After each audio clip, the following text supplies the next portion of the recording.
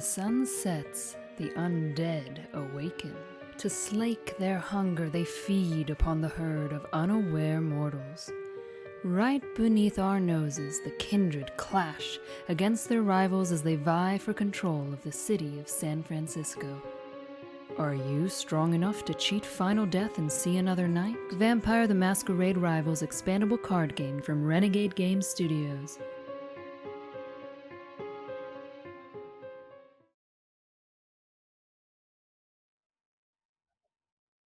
Good evening, family, and welcome to Vampire Wednesdays. I, as is often the case, am Matt Holland here with Mr. Matt Hyra, our lead game designer. Matt, how are you doing this week? Pretty good. I am getting ready for a little vacation next week, though. So yeah, Spoilers. I know. Is it? Nice. Little bit of vacation, and everybody needs that. Yeah. First one Awesome. in a while. Much deserved now, having gotten the game into everyone's hands, and as we've Yep. said, a couple products ahead. You deserve Hmm. a little break, so go have a mai tai and Sweet. relax. Yeah. Silver Fox saying even the vampires are hating the heat in San Francisco right now. Right. Awesome. True. Well, tonight, last week we talked about the Thin Bloods in Blood and Alchemy, Hmm. and we are here to talk about Tremere. Matt, Tremere, Blood Sorcery. What the heck is that? What's their thing?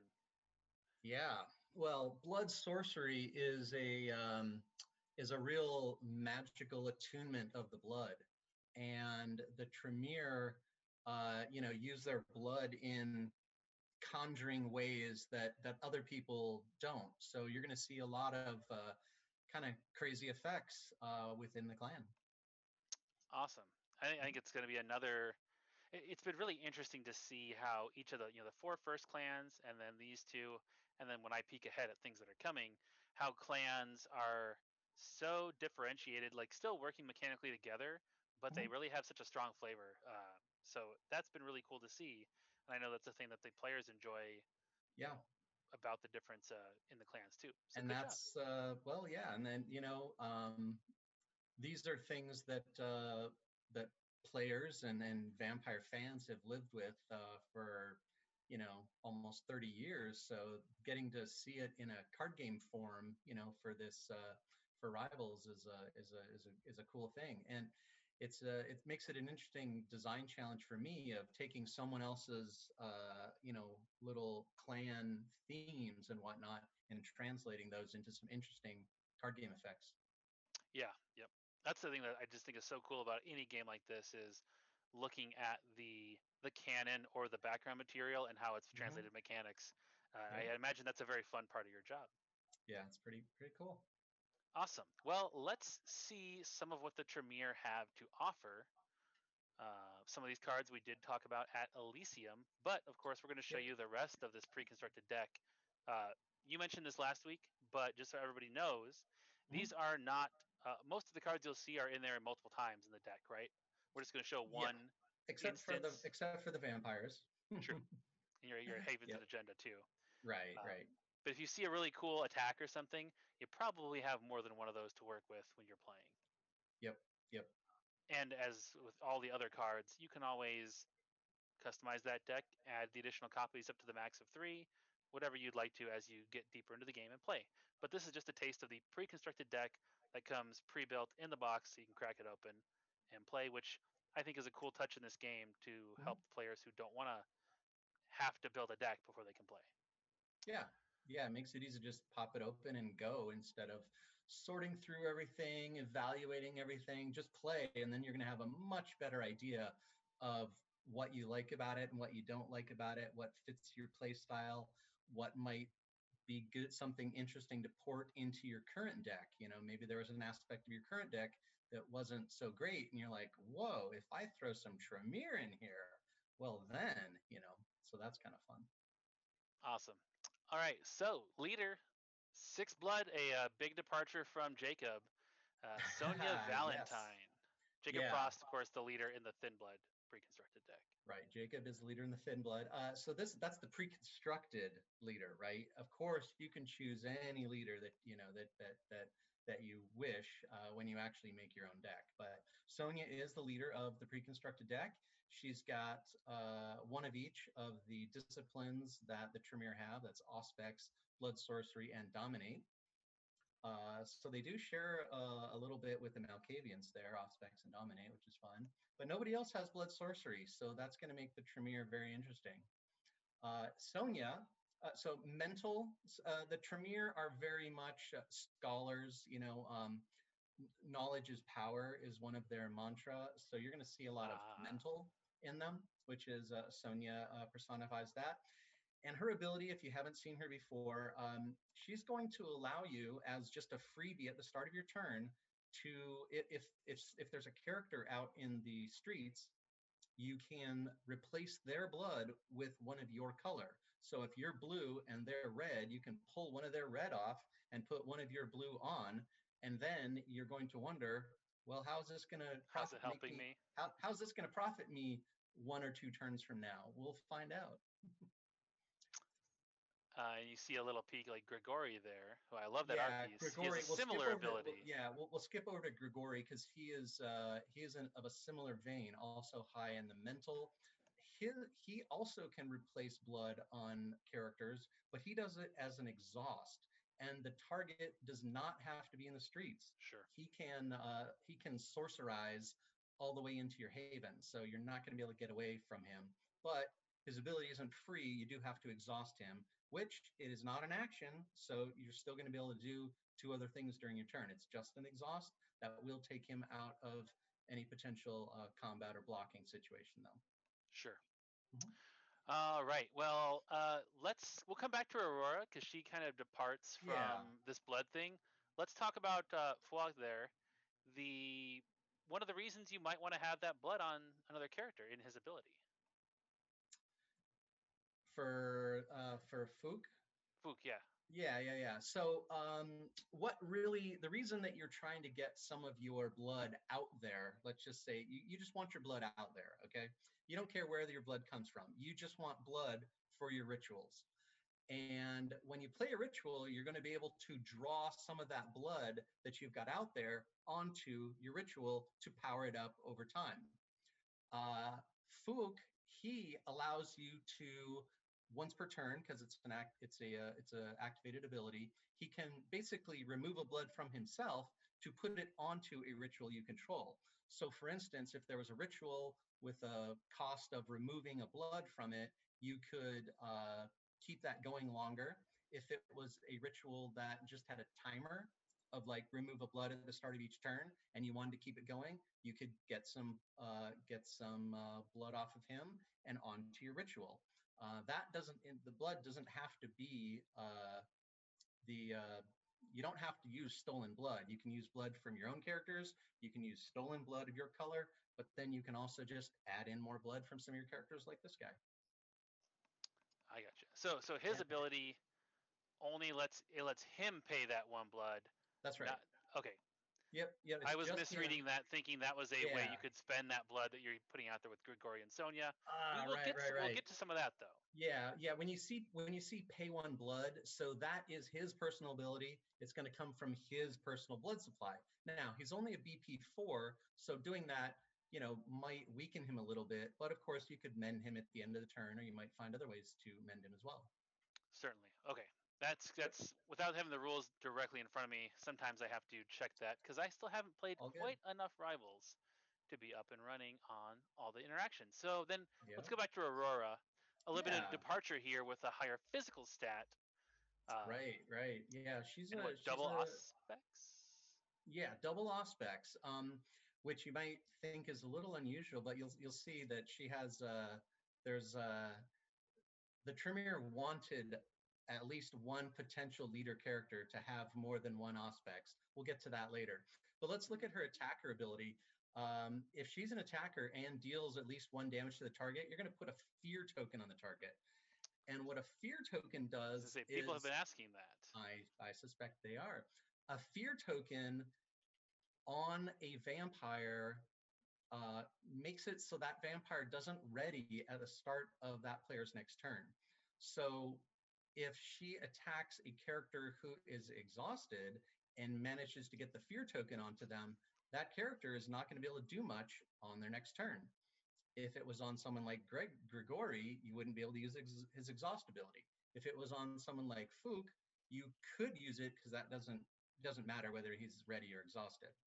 If a fear token is on a ready character, that's not going to do much because they don't ready at the start of their turn, but they're already ready. They're fine. Either way, whether they're ready or exhausted, they will still move to your haven. They will still move back to your haven. But then, if they're exhausted, they're not going to be able to move back out into the streets. So that's a good sort of tempo hit if you need to slow somebody down a little bit. That's right. Or Yeah, if somebody's got some nasty, attacker who's, got 3 attachments and is beating everyone down, you might just be like, you know what? I just need a break to get some of my characters out of torpor. Maybe I'm going to go fear this guy and keep him out of the way for a turn. can I put fear on someone and then the next turn put fear on them again and kind of stun lock a character potentially? You could, yeah. You'd probably be attacking into their haven on the next turn. Sure. They 'Cause would, they'll of be in the course, haven. remain. Yeah, they basically at the start of your turn. If you have a fear token on your exhausted character, let me just go through it. You would return your character to the haven, leave it exhausted, and remove the fear token. But you're still going to be exhausted until your turn comes back around. So if somebody can get in your haven, get through your secrecy, get past a blocker, they might be able to fear him again. So It is possible, but it's also not going to be so easy that you have to worry about the linchpin of your deck just getting stun locked all game. It's right. not something they're going to be able to do trivially.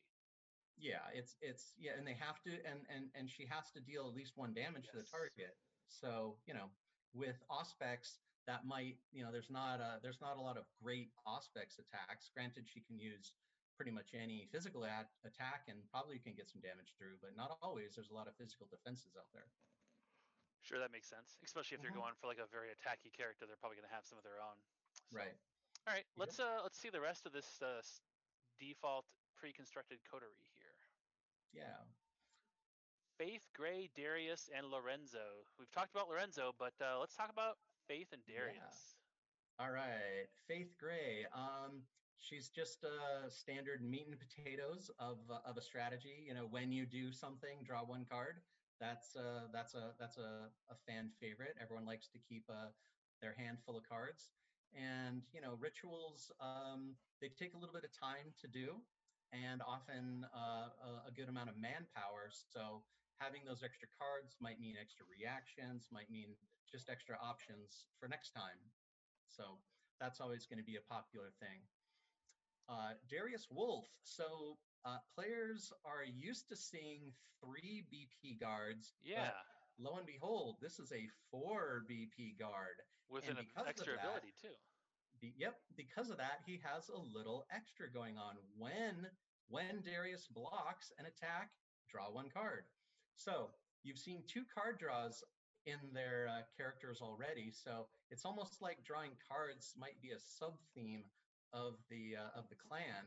But we will save speculating on that until we review the Crypt pack later on. Nice. Another time, not later on today. Yeah. Yep. And then Lorenzo, we talked about him during Elysium, and you talked about mending with some of the other characters. Here's a way to do it. Right. Just exhaust to mend. Yep. So keep in mind when we're going to be talking about rituals pretty quick, as long as Mr. Holland didn't hide them like he did last time. So when you play a ritual, you're going to be removing 1 to 3 blood of your color from any number of vampires in play, whether that's yours or other people who happen to have your blood. So because you're going to be using some of your blood, it's probably a good idea to be able to mend a little more efficiently. So this guy is pretty good at regaining some of that blood you've spent. Nice. Yep. Makes perfect sense.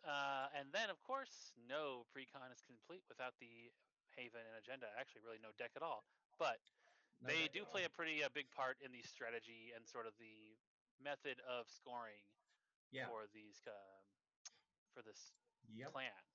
So Rites of Yeah, Blood. The that's first right. time you play a Rights. ritual, Hmm. you get your one agenda, and if you manage to put 3 or more blood on that ritual, gain 2 instead. You said 3 is kind of the default max, right? 3 is the default max for the blood sorcery rituals. Uh, but because you can, it is possible to get more than 3 on there. You just cannot collect more than 3 at a time. But we wanted to future proof it for any other rituals that might come down the line. So we put the 3 plus on there so it'll be usable by other clans with other rituals in the future should we decide to go Sure. there. But if you do manage to grab 3 blood, let's say that you had both Sonia and Grigori going, you might have placed 1 blood onto 2 different characters or 2 on the same. You could call that blood home and then spend 1 blood off of Sonia, for instance, to put 3 blood straight onto a ritual, and that's going to gain you 2 agenda for doing And it. to be clear, say I need that 2 agenda to win the game or something, I can pay the 3 blood just all off Sonya, right? You could Okay. 100%. You could play it wherever you want to draw that blood from. As long as it's a vampire, you can do it. You can't pull it from like an emergency blood bag or anything like that. But yep. Yeah. Okay, that makes sense. Hmm. And then I will say just a little sneak peek at what we're working on for prizes for Prince of the City. The I love the blood in some of these cards here, and there's some pretty cool stuff you can do with cards to make that look even cooler. So in a couple weeks, maybe people will see what I'm talking about. But it's pretty fun to be working on. Yeah. So the Chantry. You talked about what is a Chantry? You talked about that on Elysium, but if somebody missed that Yeah. stream, Yeah, the chantry. So it's less of a location than an idea. It's a special thing that Tremere have. The Tremere are, like I said, they're scholars. They like to work things out in the lab. They like to have large libraries. So a chantry in for the Tremere is a combination of private library and private laboratory, really. So it's just the name given to it. so they're not Um, really big like Kindle users, I assume. I don't think any vampires are really. So they might have trouble with the touch screens. I don't know. We'll I could see that. we'll ask Paradox, but yeah. So it's just their mysterious hideout. It's much more of how some of the like the House of Pain for the or the Penthouse. Those were those were not generic, but those were thematic locations, but not inherently meaningful to a bruja. A bruja Sure. doesn't go, oh, House of Pain, just like my grandfather. No, nothing like that. But a The Chantry chantry, is much more that personal. that means something to a Tremere. Yeah. Cool. Hmm. And then this kind of similar to the Thin Bloods in all their ways to get actions, but a little bit more restricted because we talked about Thin Bloods get that action advantage because they're able to stay out earlier in the morning, Hmm. and frankly they need it because of Yeah. their low health pools and stuff. They're going to need extra actions because they need to do a lot of recruiting, which would take Yes. up a lot of time that you should be able to use to actually play the game. So So it's a Tremere little, gets some of that action they juice, do. but it's a little They bit do. more restricted. It is. Yeah, this leader ability is restricted to the leader. Most of them are not actually, although you have to have your leader in play to get the bonus. But this one is when your leader plays a ritual. Now, rituals, as you'll see very quickly, very soon, they require 2 actions to play.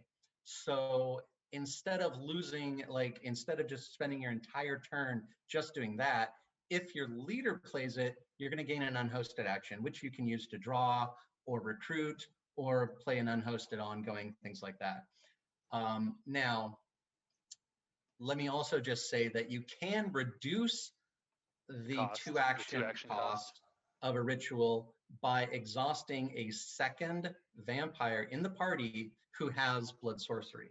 Okay, so Sonia on her own could exhaust, play a ritual, spending 2 actions, gain 1 unhosted action. There you go. Or Sonia and Darius could both exhaust and do that, or someone, or Lorenzo.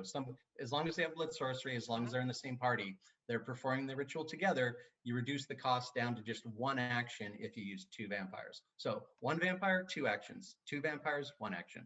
There you go.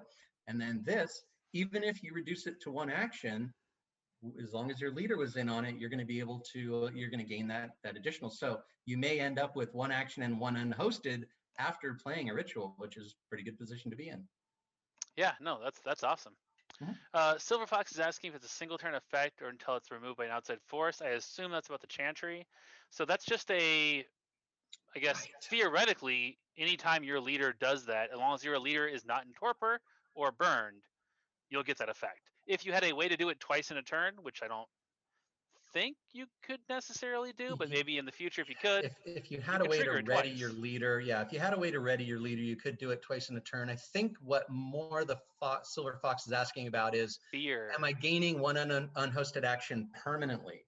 Meaning, do I have 2 actions and 1 unhosted action? No, you do not. It's not a permanent effect. It is just single turn effect, like you say. If it was going to be a permanent gain, we would have a Very, very clearly. yeah, it would clearly indicated. say that. It would be probably gain 1 unhosted action during each of your action phases for the rest of the game. Yeah. And that would be Apparently, the question was about fear, though. So that is just for the round. The fear token will go away after it has its effect. Right. The fear token tells you to remove it after you fail to ready the character. Yeah, exactly. Sorry. Yep. Hey, it was a question that applies to everything, so it's totally fine. Absolutely. All right, let's go in to see some more of the cards here in this deck. Yeah. Again, we've previewed a couple, but this will give you the full sort of look at what is going on. Extinguish Vitae. That one's kind of fun. Like you were talking about, you could have 2 or even more blood of your color on a target character. You That's just right. say, yoink, I'm going to take that. You didn't need that bad, did you? Yep. So Extinguish Vitae. So you might, there might be a character out there who you just decide, you know what, I've got Extinguish Vitae in my hand. I'm just gonna keep loading them up with blood of my color, and at a really opportune moment, I'm gonna just exhaust one of my characters in the Haven. It's just an action. Remember, this isn't an attack. And just bam, remove all blood of your color from the target. If they don't have any blood of their own color or someone else's color, you're going to defeat them immediately. There's no, it's not damage. Yep. It's not, there's no defense. Can't block anything like that. Can't block now, worth pointing out, can't because I think the first thing that people might say is, well, why don't I just, when I lose blood or spend blood for something, I'll just spend the blood that isn't my color. Well, in the rule book, both in the Blood and Alchemy rule book, but I think the core rule book too. Core rules too. You have to remove blood of your own color before you remove blood of another player's color. That's right. Yeah. If you had 2 of your blood on someone and somebody else whacks them and takes away 3 of their blood, they're gonna have to lose their blood first, or if they have to pay a cost or something, they'll pay their own blood first and possibly leave themselves open to the Extinguish Vitae. Tainted blood is harder to get rid of. You can't just spend it, lose it to the SAD, things like that. We haven't gotten quite to the rituals yet, but because we're talking about blood expenditures right now, let's also mention that if you've got your blood on a character and you want to drag some of it back to put on a ritual, you cannot spend that character down to 0 blood through a paying of a cost. And that is mentioned in the core rules and in the Blood and Alchemy rules as well. So as the rule states, you cannot go to 0 blood to pay a cost, and that includes other people's cards. And Extinguish Vitae is not paying a cost. That is a card that specifically does allow you to take the last blood. Right. Unlike the rituals. This is not a cost. This is just an effect to do something. You're not paying a cost. There's no bold with a colon, things like that. So, yep, you can defeat a vampire this way. You cannot defeat a vampire by draining their blood towards a ritual. There you go. Yep. Blood of Potency. So that's another action. Yeah. That's going to give the character that acts and plays this, +2 blood? So nice +2 blood potency, right. So it's an action, you're gonna attach it, your character is going to balloon up in stature, and then if they have some blood sorcery, they're even going to mend 1 for each blood sorcery they have. So it's important for the blood potency to happen first. so Sure. that you could actually heal up a little bit in the end. If you put that onto Sonya, she'll go from a 6 to an 8. She's got 1 blood sorcery. She would mend 1 to go to 7. Okay, so she's There going to we be go. hard to take down at that point, and she'll have a lot more blood to pay for rituals and whatnot. Let's do Theft of Vitae because that's just another action, not an attack. So Yeah, that one is we talked about this I think at Elysium, right? You we you did. can it lets you basically clear out mortals from the city deck effectively. Like you can use it to take out a SAD. You don't get the Yes, point because you're not correct. defeating them. Right, right. You're not defeating them, you're burning them. Um, and what this does, it's just an unattached city deck mortal. So you can't hit somebody's vagrant that they have attached to themselves. But if it's just a mortal in the streets, it could be a vagrant, could be a citizen, could be an antagonist like the Special Affairs Division. You just burn them. That's it. They're gone.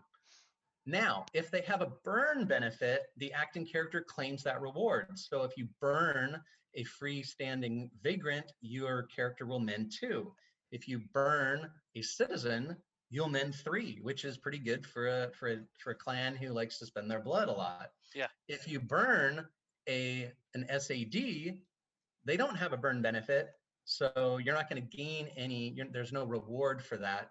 But maybe the reward is getting rid of the SAD. Yeah, and it's just a nice guaranteed, going to happen. You don't even need to go out into the streets yourself. You can do Nope. that from the safety Nope. of your haven. And So that's what the art is showing you, because Theft of Vitae is one of those really masquerade bending things that the Tremere do, which is just suck someone's blood from down the block because it looks cool. They're just show offs sometimes. So yeah, and then our last card on here, Scorpion's Touch. So Scorpion's physical Touch. attack, good one for what's her name? Not Wanda.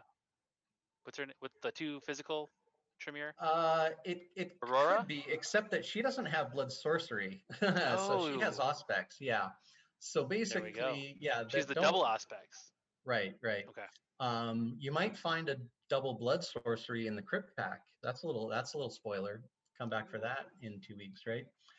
Yeah. So this is a good way to add additional blood to a target, and you don't even have to do damage, right? You can. There's no damage requirement. If you happen to have 2 blood sorcery, you can replace 2 of their blood just with the attack. Of course, if you end up knocking them out, that's not going to do you much good. But this one doesn't do a ton of damage, so there you go. There you go. Set up a really strong Extinguished Vitae with that. That's All right. right. Yep.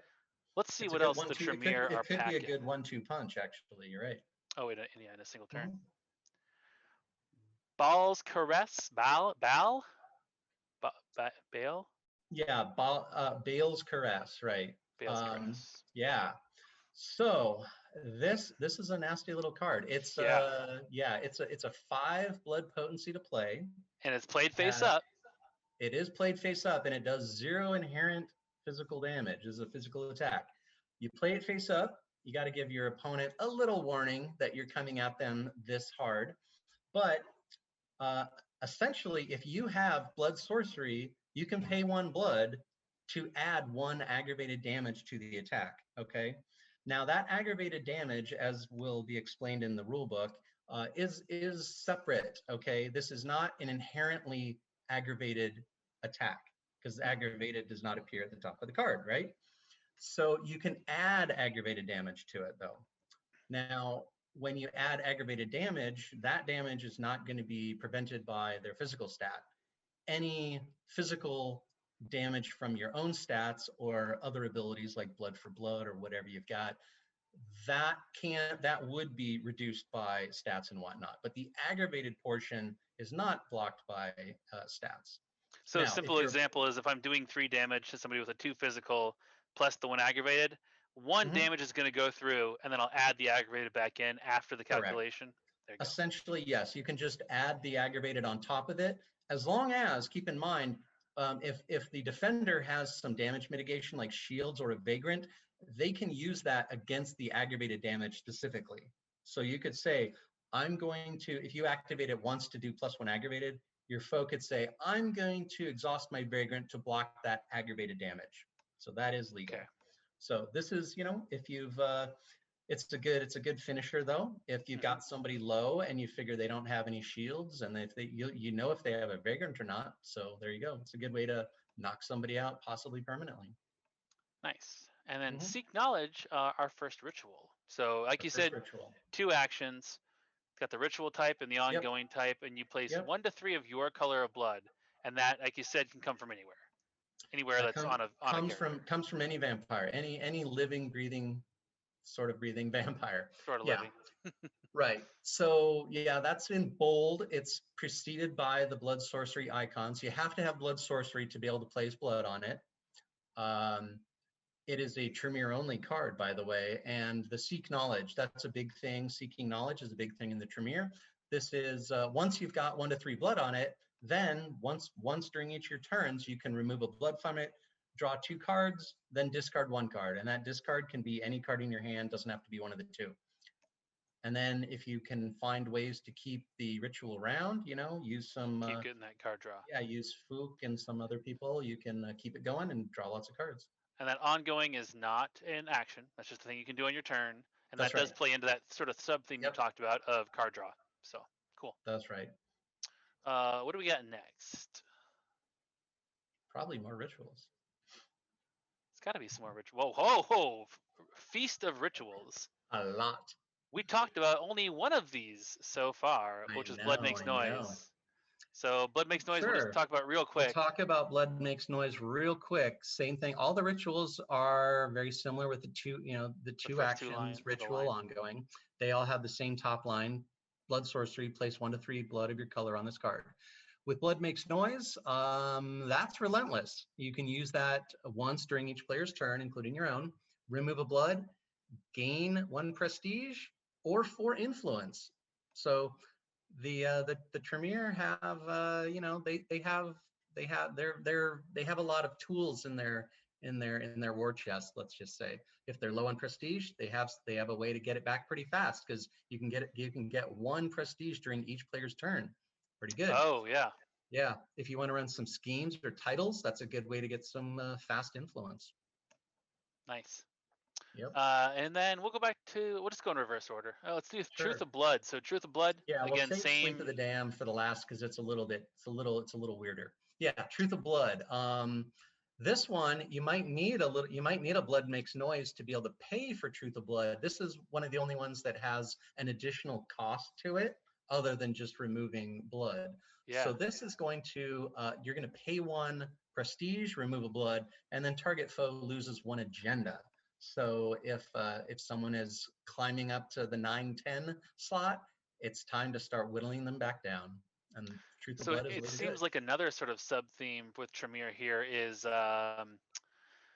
throwing up roadblocks or messing with the opponent's plans, with the ability to keep opponents exhausted with fear tokens, the ability to remove agenda here. They've got some tools to slow down somebody who's sprinting for the finish and give them time to score their points, it looks like. Yeah, pretty much. That's true. Because rituals are a little bit slower than some of the other things, where you're gonna exhaust a lot of characters typically. Yeah, you need a little bit of extra time. And because the rights of the blood only triggers once per turn as well, so that's another thing. But while your guys are all exhausted in your haven or wherever you might be, the defense of the sacred haven might be a good thing. So this one is not an activated. This is a start of your turn. But what's going to happen is you're going to play it as usual, but characters in your haven have +1 secrecy. All right, that's a little extra defense for your guys while you're building up, and it's going to last from 1 to 3 rounds. Right, you're going to remove a token at the start of each of your turns. So depending on how much blood you've got on it, you might have that secrecy for 1 turn or 3 turns. And you can also use certain abilities to add blood to it if you need to keep that shield up. That's right. You might be able to add to it and keep it going. You might even be able to play a second Defense of the Sacred Haven if you really were to have, this would be dumb to do, so don't. But if I played a defensive Sacred Haven with 3 blood, and then the next turn played another one with 3 blood, yeah, those both will tick down despite but they would also both provide an extra secrecy. They both would. So I can't have both and only trigger one. They're all going to trigger automatically and all be in effect. Yeah, okay. Yep, that's Answered my own question. Yep, there you go. And so it is. Oh, go ahead. Good defenses, and it can double up. It's not super easy to do, but you might be able to if you need to. And Sleep of the Damned, another one that kind of follows this tempo hit archetype idea. So right. Similar to Defensive Sacred Haven in that it's going to tick without down. Your sort of involvement or decision. If you have foes characters in torpor, if one or more foe has a character in torpor, it's going to tick down a notch. Right. So what that means is you could play the Sleep of the Damned on turn 1, right? And it's not going to tick down until it actually does something. Sure. Meaning, until a foe has a character in torpor, you're not going to lose any blood from it, okay? Because it is going to slow down their return from torpor. It gives foes characters in torpor have +2 blood potency.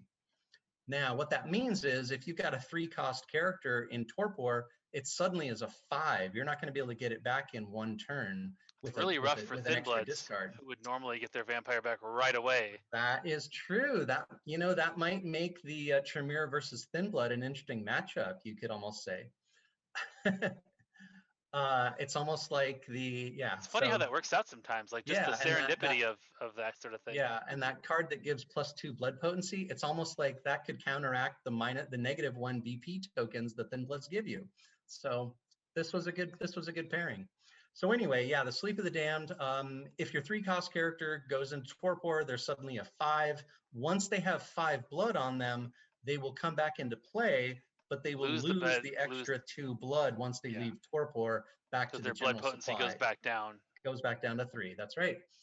Yep. So that's a card that might actually stay out in play for quite a while, just because it's not likely to go down in the first couple turns of the game. So real quick, just theory crafting question: when I'm replacing, say with the character that I exhaust, Grigori. With Grigori, could I exhaust him and place my blood on a character that is in torpor? I don't recall.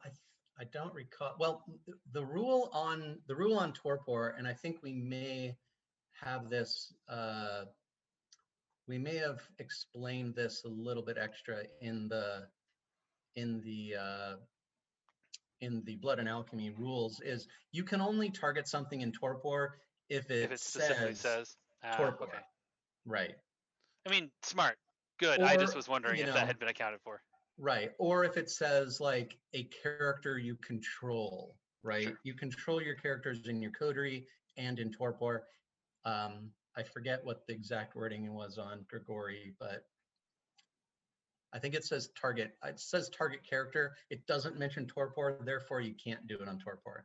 Good answer. All right. Yeah. Let's see what's next then, Katie. Mm-hmm.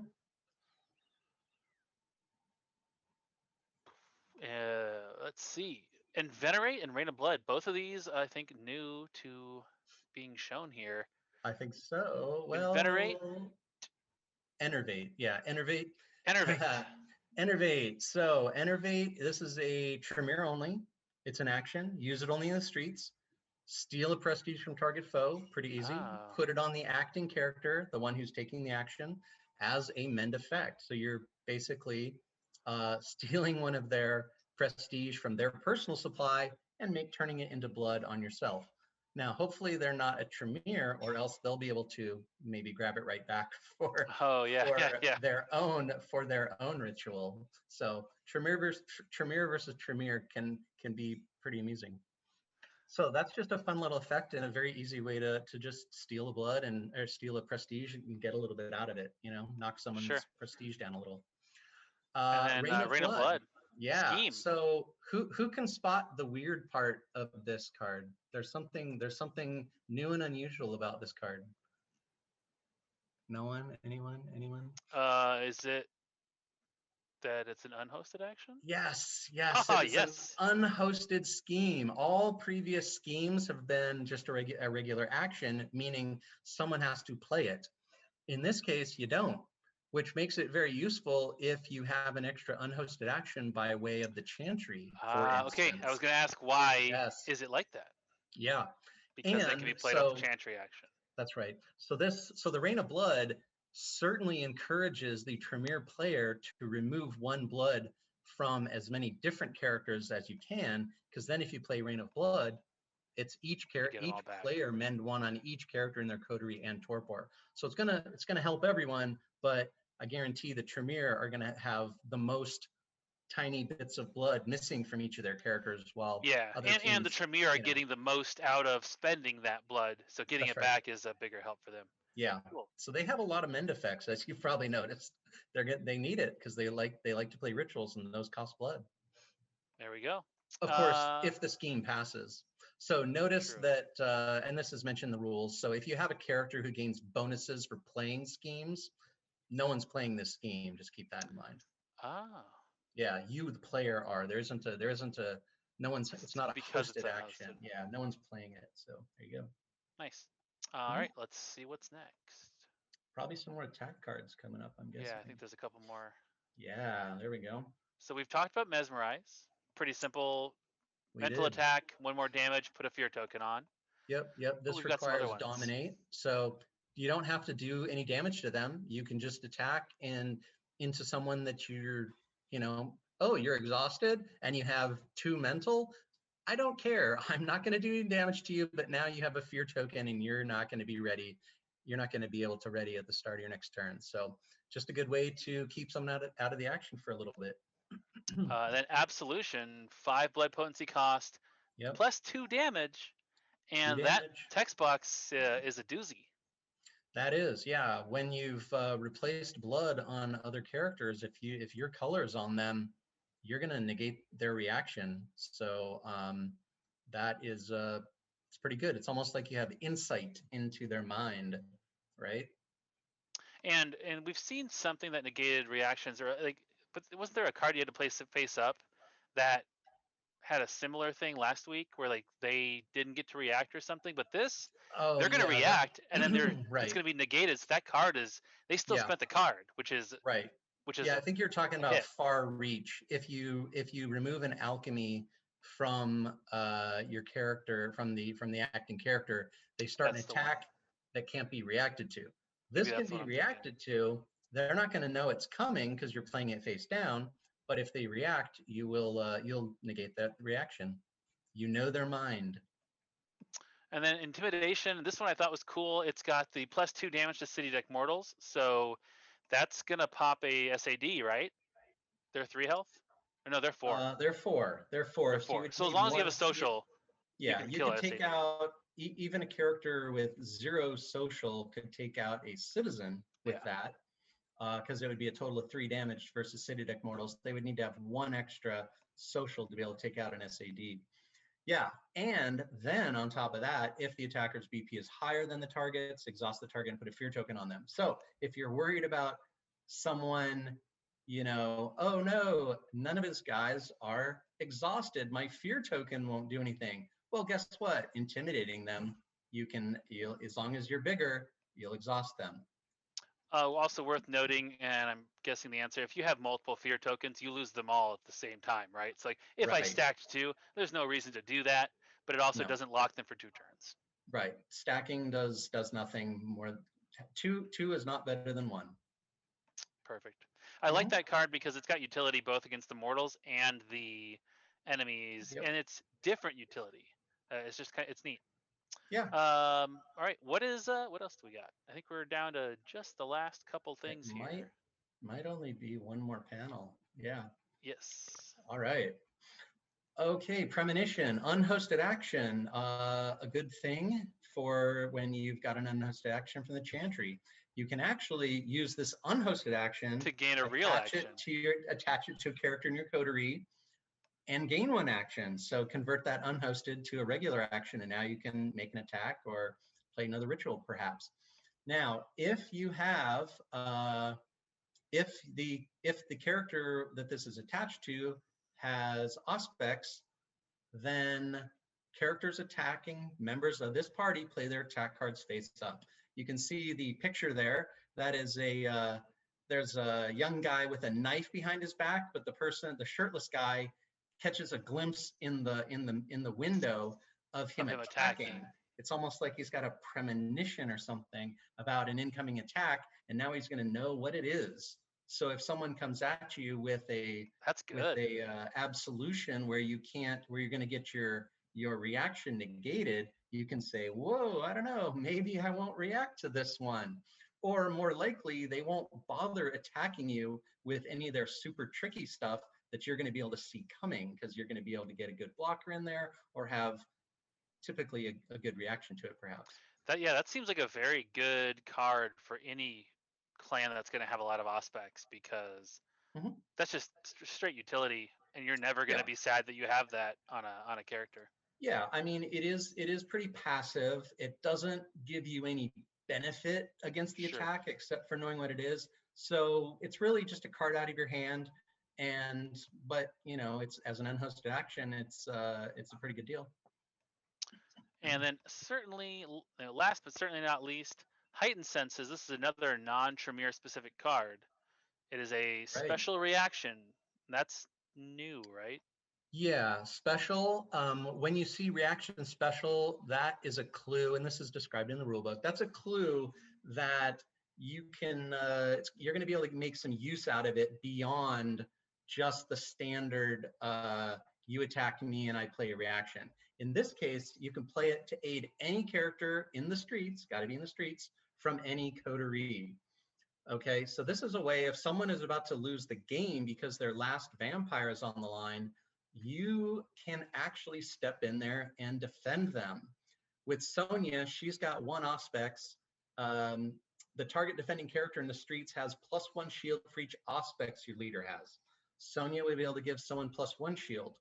The other character, if you recall, the 5 cost who gets the fear token, Aurora. Yeah. Hang on one sec. Pardon me. Just not gonna think. Yeah, Aurora, she's got 2 Auspex. So if you make her your leader, you're actually going to be able to get +2 out of it. Now, of course, there is, I think, is there a citizen that has Auspex? I forget. So anyway, if you can get some extra Auspex, that card can be made real nice. And it's good against 3 different attack types. So that's going to be a card that's pretty useful. And you can, yeah, it can only be used to defend a character in the streets, though. So as it says. So this is there was in the other precon, in the Thin Blood, there was the reaction that lets you. It was a special reaction. And it could be used to stop any effect that someone else tried to inflict on your vampire. Correct? Yeah, that was Haze, I think, is what you're talking about. That's a reaction special that lets you negate a ranged attack or an attack or an effect that targets the character, which doesn't need to be within an attack.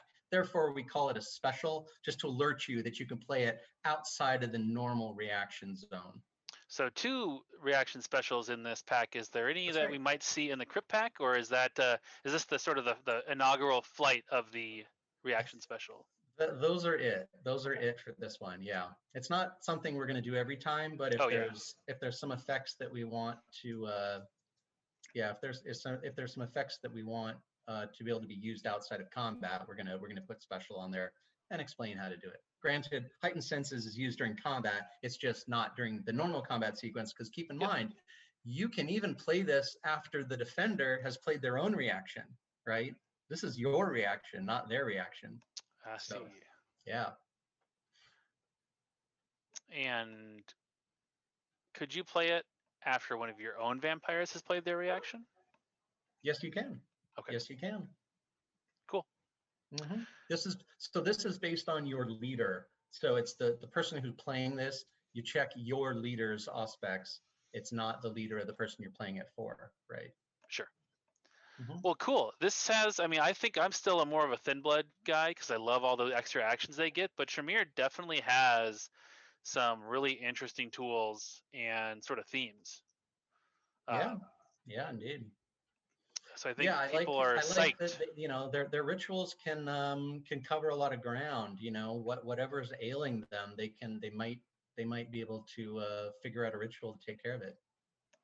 And with that default agenda, as they're doing that, they're also advancing their win state That's right. Yep, with yep. the agenda points. They So they pretty cool. could get up to 2 agenda per turn. It's hard to play an agenda, or sorry, it's hard A to play a ritual every ritual turn for every 3 single blood. turn because you're just going to run out of blood. It's hard to get that much blood onto your opponents. So you're going to have to, you know, if you're playing one every turn, you're going to peter out after like 8 agenda probably. Sure. But that's kind of funny. It's that riding the curve in the right spot to get maximum pointage without leaving yourself too, dry or That's dried right. out. Vampire Hmm. beef jerky. Awesome. Well, that Yeah. is now we've previewed both pre-constructed decks out of Blood and Hmm. Alchemy. Yep. We are going to be taking next week off because we have some other projects that our film crew is working on. But in 2 weeks, we'll come back and talk about the Crypt Pack, at which point you'll have seen all the goodies that we have in store for Blood and Alchemy, Indeed. which I think that's going to be fun. I'm excited to see what else is in there because that Crypt Pack, as always, includes both Tremere and Thin Blood cards, but also some more just non-aligned, non-clan specific Yeah. Yeah, cards. there's, I mean, even though you're seeing the cards we presented today, some of them are Tremere only, some of them are blood sorcery only. Anything that's not that, I mean, you might be able to use it in any deck. Indeed. Mhm. And shortly after that, we should be talking about tournament rules as well as prizes for Gen Con and showing off more of those. We showed our playmat design and the card sleeves and some other fun stuff at Elysium, but we're working on more because we want to make sure anybody who comes up to Gen Con gets some pretty cool goodies and makes that trip very much worth it because I'm excited Yeah. to see people playing in person and just having a big event. So please come and join us for that. Join us in 2 weeks to talk about the Crypt Pack. And until then, I hope you guys are playing Vampire at your friendly local game store. If you have people who are trying or stores that are trying to get the kits, if you're having any issues, reach out to us on Facebook, and I'm happy to help and streamline that process. So thanks everybody for tuning in. Matt, thank you so much for going through the deck here again. No problem. Everybody have a great evening.